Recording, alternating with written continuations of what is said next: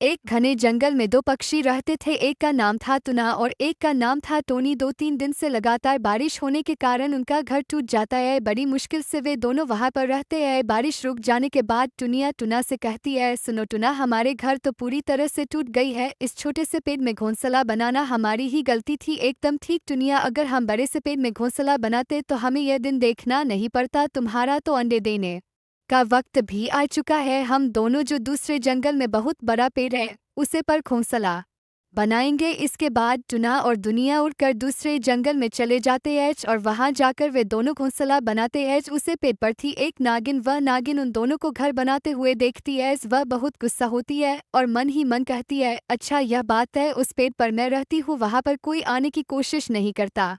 तुम घोंसला बना कर रहोगी, मैं तुम्हें रहने नहीं दूंगी। मैंने इससे पहले बहुत पक्षियों के घोंसले तोड़ दिए थे। मैं इस पेड़ पर किसी को नहीं रहने देती और तुम दोनों को भी नहीं रहने दूंगी।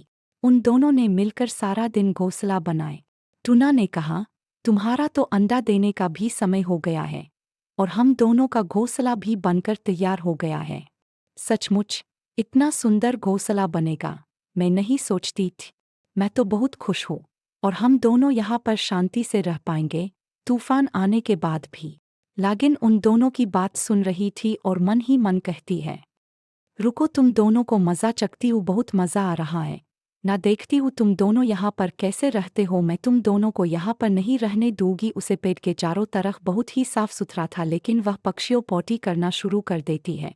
वह जगह भी बहुत गंदी हो गई। अगले दिन सुबह नागिन ने वह जगह देखकर कहा, छी छी, मेरे इस पेड़ को इतना गंदा कर दिया, आसपास यह क्या कर दिया है। पूरी रात यह पुटी करते रहती है, रोज ऐसा ही चला रहा तो मैं यहाँ पर नहीं रह पाऊंगी। उसी दिन सुबह टुना ने कहा, तुम्हारा तो अंडा देने का समय हो गया है, कुछ खाने का इंतजाम तो करना पड़ेगा। यह तो हमारा लिए नई जगह है, यहाँ पर कुछ खाने के लिए भी नहीं दिख रहा है। चलो कुछ दूर चलकर कुछ खाने के लिए ढूंढते हैं। यह कहकर वे दोनों कुछ खाने के लिए हुनर लेने जाते हैं।